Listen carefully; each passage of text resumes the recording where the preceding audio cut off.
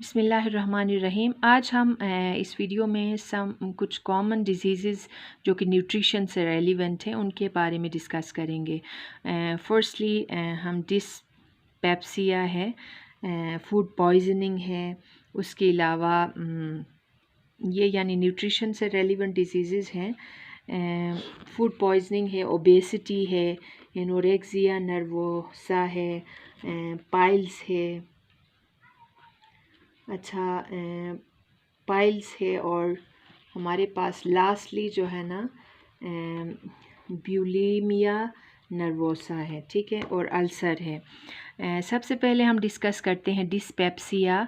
Dyspepsia क्या होता है? इनकम्प्लीट और इम्परफेक्ट डाइजेशन इस कॉल्ड डिस्पेप्सिया, ठीक है। तो बॉडी के अंदर नॉर्मली डाइजेशन का होना मस्ट है। सो अगर ये इनकम्प्लीट या इम्परफेक्ट डाइजेशन होता है तो ये डिस्पेप्सिया कहलाएगा, ठीक है। ये इसको हम डिज़ीज़ नहीं कहेंगे, ये एक्चुअली डिज़ीज़ इटसेल्फ नहीं होता है, बल्कि कुछ दूसरे डिसऑर्डर्स या डिजीज़ की वजह से जो है ना ये डिस्पेप्सिया होकर होता है, ठीक है।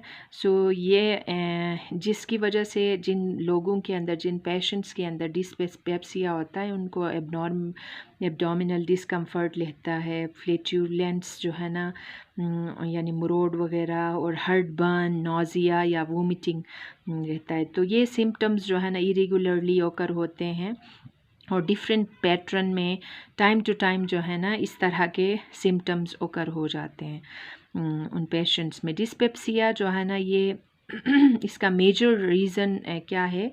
एक्सेसिव एसिडिटी जब हो जाता है स्टोमक के अंदर, या फॉल्टी फंक्शन जो कि स्टोमक प्रॉपरली फंक्शन नहीं कर पाता है, या इंटेस्टाइन प्रॉपर फंक्शन नहीं कर पाता है, जिनमें स्पेशली जो है ना इनसफिशिएंट क्वालिटी या क्वांटिटी में बाइल्स की सिक्रीशंस जब हो जाती हैं, तो जिस वजह से डिस्पेप्सिया होकर होता है।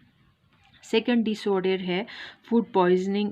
ये जो है टर्म ये इंडिकेट करता है इलनेस फ्रॉम इंडाइजेशन, ठीक है। फूड जो कि ऐसा खुराक खाना जिसमें टॉक्सिक सब्सटेंसेस का होना, ठीक है। तो ये फूड पॉइजनिंग ये इंडिकेट करता है उस तरह का इलनेस जो कि इंडाइजेशन यानी कंटामिनेटेड फूड खाने की वजह से जब बॉडी हमारे स्टोमक के अंदर इंडाइजेशन हो जाता है तो ये फूड पॉइजनिंग कहलाता है।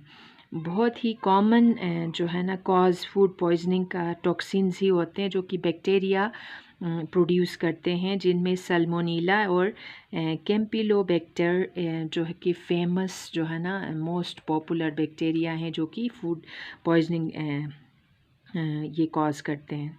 ये बैक्टीरिया जो है इंटेस्टाइन के अंदर ना सिर्फ ह्यूमन के अंदर रहते हैं, बल्कि ये कैटल्स के अंदर, हमारे लाइव स्टॉक्स, चिकन के अंदर, डक्स के अंदर, और ये इंटेस्टाइन में रहते हैं ये बैक्टीरिया। और ये सिम्टम्स, बहुत सारे इस तरह के सिम्टम्स जो है ना ये क्रिएट करते हैं।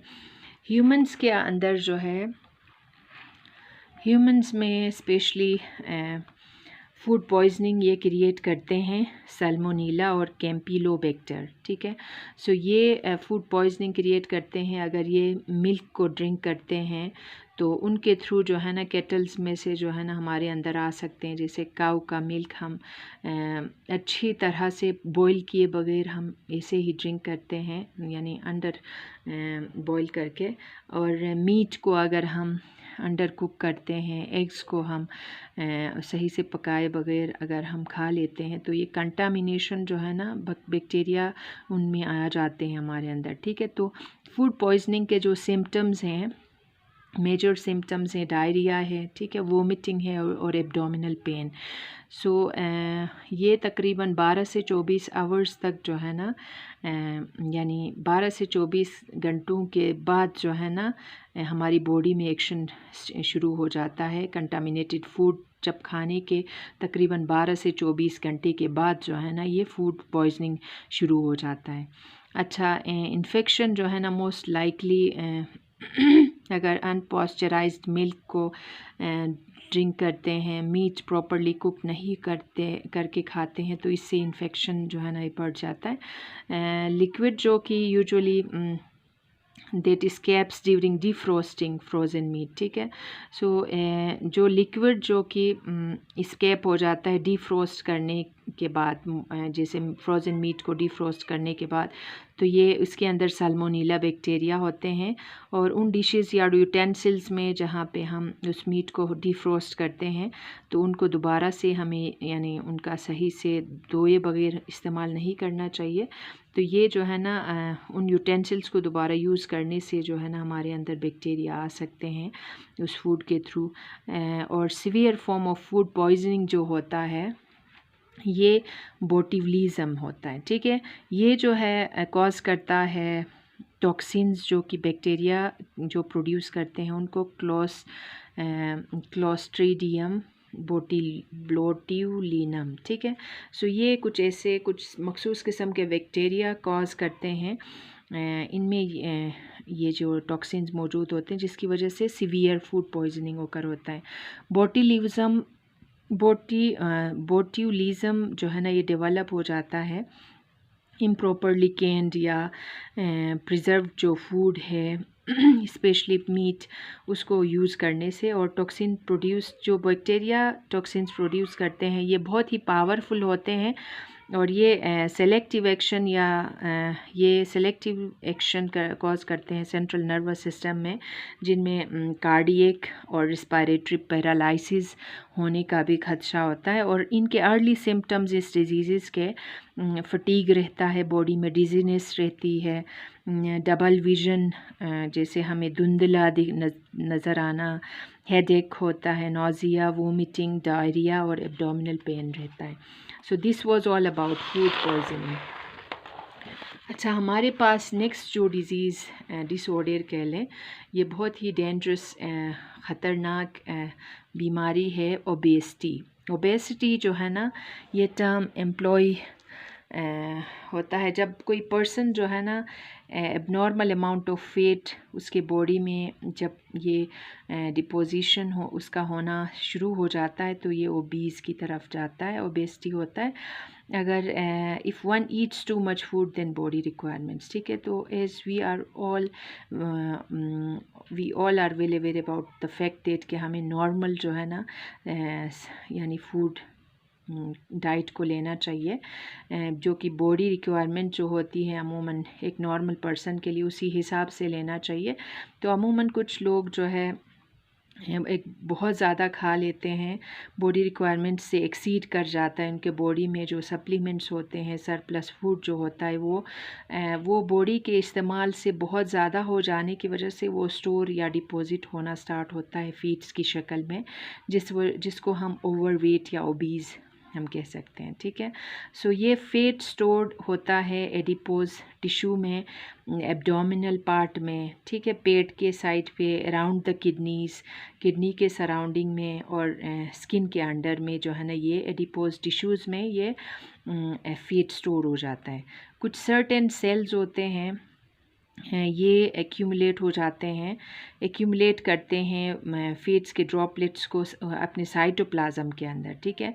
सो जैसे ही ये ड्रॉप्स जो है ना साइज़ में इंक्रीज़ या नंबर में इंक्रीज़ हो जाते हैं तो ये आपस में मिल जाना स्टार्ट हो जाते हैं और एक large globule of fat produce करते हैं, जो कि सेल के बिल्कुल सेंटर में ही जो है ना एक ग्लोब्यूलर स्ट्रक्चर का एक फैट जो है का पोर्शन जो है ना जमा हो जाता है और ये साइटोप्लाज्म को पुश करता है थिन लेयर के साइड पे और ये और न्यूक्लियस को जो है ना एक साइड पे ये पुश करता है ये फैटी लेयर, ठीक है। जिस वजह से जो है ना ग्रुप ऑफ फैट सेल्स जो है ये एडिपोज टिश्यूज़ जो है ना प्रोड्यूस करते हैं। कुछ लोग जो है some people never seem to get fat no matter how much they eat, while others lay down fat when their intake only just exceed their need, ठीक है। कुछ लोगों के अंदर जो है ना हमें फ़ेट जो है ना ये मैटर नज़र नहीं आता, हालांकि वो कितना भी खा लें, कितना ही क्यों ना खा लें, लेकिन कुछ के अंदर जो है ना ये फ़ेट्स जो है ये नज़र आना स्टार्ट होता है और ये उनकी नीड्स से जो है ना ये एक्सीड कर जाता है। ये फ़ेट जो है ना फ़ेट हमें सफिशेंट अमाउंट में फ़ेट चाहिए, लेकिन हमारी बॉडी के हिसाब से हमें फ़ेट लेना चाहिए, अदरवाइज़ ये एक्सीड कर जाने की वजह से ये डिपॉजिट्स बनने स्टार्ट होंगे। अच्छा, इसके अलावा explanation the explanation probably lies in the balance of hormones which to some extent is determined by heredity. ठीक है, सो ओबेसिटी कुछ हिस्टोरिकल भी होता है, जेनेटिक, जिनमें जेनेटिकली जो है ना ये ओबेसिटी का मसला जो होता है हार्मोनल इम्बैलेंस की वजह से, तो जिस वजह से भी ओकर होता है। An obese person is much more likely to suffer from high blood pressure. ठीक है, तो ये तो डेफिनेट जेन्युइन है कि लेट्स सपोज़ अमूमन रेयरली जो है ना बहुत कम बंदों को जिनका हिस्ट्री या जेनेटिक्स में कोई ओबीस पर्सन ना हो तो ये उनको ओबेसिटी हो सकता है। अनफॉर्चुनेटली एक्सरसाइज प्रॉपर नहीं करने की वजह से या डाइट, एक्सेसिव डाइट लेने की वजह से। अदरवाइज़ ओबीस पर्सन जो है ना जो होता है यूजुअली उनमें हाई ब्लड प्रेशर रहता है, ये तो अंडरस्टूड बात है। हार्ट अटैक, हार्ट ओबेसिटी जो है ना again is the major cause है, जो कि ब्लड प्रेशर के ओकर होना और हार्ट डिजीज़ जैसे डायबिटीज़ मेलिटस किस्म के डिजीज़ का होने का सबब बनता है ये। और स्टोमक डिसऑर्डर्स जो कि नॉर्मल बॉडी वेट एक बंदे का है तो उनको नहीं होगा, उनको ये डिजीज़ या डिसऑर्डर्स नहीं होंगे। सो हमारे पास जो है ना ये जो ओबीज़ पर्सन्स, जो ऐसे पेशेंट्स जो होंगे जिनमें ओबेसिटी होगा तो उनको ज़्यादा ये हाई ब्लड प्रेशर हो सकता है, हार्ट डिजीज़, डायबिटीज़ मेलिटस वगैरह हो सकते हैं। नेक्स्ट जो डिसऑर्डर है that is anorexia, anorexia nervosa है। ठीक है, this term is employed to the loss of appetite, ठीक है, due to the fever of becoming obese। Usually जो है ना ये एक ऐसा एनोरेक्सिया नर्वोसा एक ऐसा डिसऑर्डर है जिसमें यानी लोग specially girls at the age of 12 to 21 years के जो फीमेल्स हैं उनमें ये प्रॉब्लम आ सकता है। यानी उनको एपिटाइट, भूख फील नहीं होता, उनको लगता है कि हम जो है ना ओबेसिटी की तरफ जाएं या हम मोटापा इख्तियार करेंगे। इस वजह से जो है ना उनको डर रहता है और इस तरह का ये बीमारी इस तरह की है। और ये फ़ियर जो है ना ये डिमिनिश नहीं होता है और हत्ता कि उनका ड्रॉप यानी वेट जो है ना बिल्कुल एक डेंजरस लेवल तक लो हो जाता है, ड्रॉप हो जाता है। और जिनको साइकेट्रिक थेरेपी रिक्वायर होती है उन पेशेंट्स को जो कि रिफ्यूज़ करते हैं, हमें भूख नहीं है कह के खाना बिल्कुल बंद कर लेते हैं, जिस वजह से उनको बिल्कुल ये अंडर वेट हो जाते हैं। एनोरेक्सिया जो कि एक इलनेस है, ये स्पेशली मैंने कहा कि गर्ल्स को इफ़ेक्ट करता है। यूजुअली जब उनकी प्यूबर्टी यानी उनका जब ये सेक्सुअली मैच्योर होना स्टार्ट हो जाते हैं तो उस दौरान जो है ना ये एनोरेक्सिया ये बीमारी उनको रहती है। Illness is characterised by the loss of appetite. ठीक है, तो इनको अक्सर ये फ़िक्र रहती है कि हम जो है ना हम बहुत ही मोटापा हम इख्तियार करेंगे या हम मोटी हो जाएंगे। सो एनोरेक्सिक गर्ल जो है ना तकरीबन over estimate the size of her own body. ठीक है, सो एनोरेक्सिक जो पेशेंट्स स्पेशली गर्ल्स होंगे तो वो जो है ना ओवर एस्टिमेट करेंगे ख़ुद अपनी साइज़ को कि मेरा बॉडी बहुत ही जो है ना हेवी या ओवर वेट हूँ। सो वो इंसिस्ट करेंगे कि मैं ओवर वेट हो गई हूँ, तो इस वजह से जो है ना उनका हालांकि रियलिटी में जो है उनका वेट बिल्कुल ड्रॉप हो जाता है एक डेंजरस लेवल तक। तो ये गर्ल्स जो है ना इमेच्योर, साइकोलॉजिकली इमेच्योर होते हैं और ये प्यूबर्टी के जो चैलेंजेस होते हैं, इमर्जिंग सेक्सुअलिटी के सिचुएशंस होते हैं, उनको कोप अप नहीं करने की वजह से उनमें ये डिज़ीज़ रोनुमा होती है। और loss of feminine characteristics enables the girls to retreat into a childlike state in which they feel safe। ठीक है, सो फेमिनिन जो कि हम कहते हैं उन कैरेक्टरिस्टिक्स को जो है ना हमें इनेबल करने की ज़रूरत होती है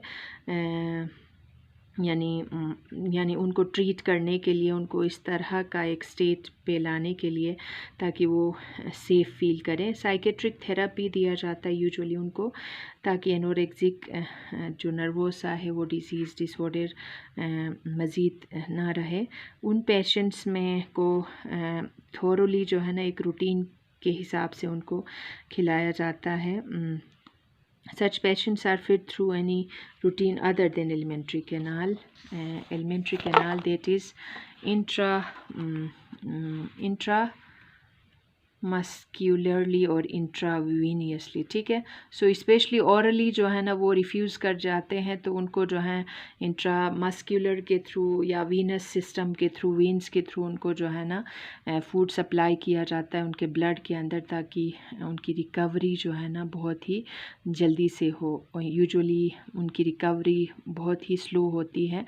ये तकरीबन वंस जो है ना ये जब ये डिज़ीज़ ओकर हो जाता है एक फीमेल के अंदर, गर्ल के अंदर, तो ये 2 से 4 साल जो है ना साल ज़रूर लग सकते हैं या इससे भी ज़्यादा लग सकते हैं। सो नेक्स्ट जो डिसऑर्डर है that is bulimia nervosa. Bulimia nervosa जो है ना इट इज़ न्यूरोटिक डिसऑर्डर और स्लाइटली जो है ना ये ओल्डर गर्ल्स के अंदर जो है, थोड़े यंग गर्ल्स के अंदर ओकर हो जाता है। और it is characterised by bouts of overeating fattened food such as fried food or cream cakes, ठीक है। सो बुलिमिया नर्वोसा जो है ये इसका ऑपोजिट है एनोरेक्सिया नर्वोसा का, ठीक है। सो इसमें जो है ये एक्चुअली न्यूरोटिक डिसऑर्डर है और ये ओवर ईटिंग की वजह से fattening food such as fried food या फिर क्रीम केक्स वगैरह के खाने से जो है ये बुलिमिया नर्वोसा होकर होता है। This voracious eating is followed immediately by self induced vomiting, fasting और परगेटिव्स, ठीक है। तो इस तरह का खाने की वजह से जो है ना इमीडिएटली ये सेल्फ इंड्यूस्ड हो जाता है उस बॉडी के अंदर, और ये वोमिटिंग उनको रहता है या फिर उनको बहुत ही जो है ना भूख लगती है, ठीक है। सो फ्रीक्वेंट वोमिटिंग या पर्जिंग होने की वजह से जो है ना फिज़िकल इफ़ेक्ट्स ओकर हो सकते हैं इनमें, such as serum electrolyte imbalance, electrolytes का इम्बैलेंस हो जाना, मिनरल्स जो है ना वोमिटिंग के थ्रू रिलीज़ होने की वजह से, और फ्रीक्वेंट रिकरिंग इन्फेक्शंस वगैरह हो सकते हैं। बिलोमिक्स को ट्रीट किया जाता है, थोड़ा लॉन्ग अरसा लगता है। This initial treatment is to overcome the effects of weight loss and malnutrition. So bulimia nervosa जो है इसकी इनिशियल ट्रीटमेंट को ओवरकम हम कर सकते हैं ताकि वेट लूज़ या माल न्यूट्रिशन की तरफ ना जाए। सो ये नेसेसरी होता है, it is necessary to undertake the treatment in hospital under strict supervision में। Again this is also a dangerous kind of disease, तो इसको सुपरविजन में, स्ट्रिक्ट सुपरविजन में इसकी ट्रीटमेंट किया जाता है। हमारे पास सेकेंड लास्ट डिसऑर्डर है दैट इज़ पाइल्स या हीमोरॉइड्स जो है ना, और हीमोरॉइड्स ये are masses of dilated tortuous veins in an anorectal mucosa, ठीक है। तो पाइल्स या हीमोरॉइड्स जो है ना अगेन ये डायलेटेड टॉर्चस वेन्स के अंदर जो है ना ये मैसेज होते हैं एनोरेक्टल म्यूकोसा के अंदर। सो ये मैसेज जो है ना कुछ ये सॉलिड मैसेज होते हैं, समटाइम्स जो है ना ये ब्लीड करना स्टार्ट करते हैं बोवल मूवमेंट्स की वजह से जो है ना ये बिल्कुल ब्लीड करना स्टार्ट करते हैं, और सिचुएशंस में aggravate when the patient suffers from constipation. ये डबल हो सकते हैं सिचुएशंस, अगर पेशेंट को कॉन्स्टिपेशन होता है तो ये मज़ीद जो है ना सिचुएशन सीवियर हो सकता है। The urge to defecate is depressed and it becomes difficult to expel the faeces, ठीक है। सो डेफिकेशन का प्रोसेस अगेन ये वीकेंड हो जाता है, और ये डिप्रेस होने की वजह से फीसिस, सॉलिड फीसिस को एक्सपेल करना, एक्सक्रीमेंट्स को एक्सक्रीट करना बॉडी से बहुत ही डिफ़िकल्ट हो जाता है पाइल्स होने की वजह से। This may cause other symptoms of ill health because of the physical distension of the serum. तो यहाँ पे जो है कुछ और सिम्टम्स भी होकर हो सकते हैं हेल्थ से relevant.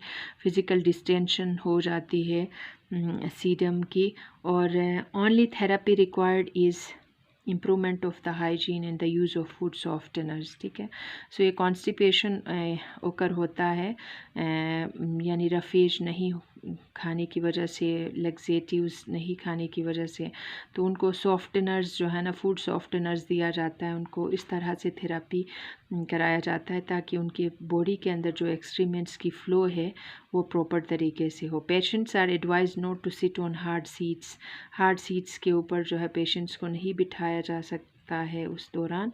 Depending on severity of the symptoms sometimes the haemorrhoids have to be removed surgically. बहुत ज़्यादा सीवियरिटी होने की वजह से सिम्टम्स तो कभी कभार जो है ना हीमोरॉइड्स जो होते हैं, यानी पाइल्स या हीमोरॉइड्स जिनको हम मेसिस हम कह सकते हैं, उनको सर्जिकली जो है ना रिमूव कराया जाता है ताकि जो है बॉडी के अंदर जो बावल मूवमेंट जो होती है ये प्रॉपर तरीके से उनके सब्सटेंसेस की मूवमेंट हो जाए। लास्ट आते हैं हम अल्सर की तरफ। अल्सर जो है ना डाइजेस्टिव ट्रैक्ट के जो इनर वॉल्स होते हैं ये नॉर्मली म्यूकस से कवर होते हैं, ठीक है, जो कि हमारे एंजाइम्स से हमें बचाते हैं, प्रोटेक्शन देते हैं। तो जब ये म्यूकस जो है लेयर ब्रेक डाउन हो जाता है, डाइजेस्टिव एंजाइम्स जो है ना कि ब्रेक डाउन होने की वजह से when the mucus layer breaks down the digestive enzymes begin to eat away the, जब ये म्यूकस का जो लाइनिंग एक्सक्यूज़ मी, म्यूकस की जो इनर जो लाइनिंग होती है हमारे डाइजेस्टिव ट्रैक्ट के अंदर, तो ये जब ख़राब हो जाता है या डैमेज हो जाता है तो ऑब्वियसली डाइजेस्टिव एंजाइम्स के जो लेयर्स ये ब्रेक डाउन होंगे और ये हमारे स्टोमक की इनर लाइनिंग को, ड्यूडेनम की इनर लाइनिंग को जो है ना ये ईट करना स्टार्ट करेगी, और जिस वजह से जो है ना सोरनेस या इन्फ्लेमेशन रहेगी, अल्सर कहलाएगा। ओकेजनली जो है ना ये अल्सर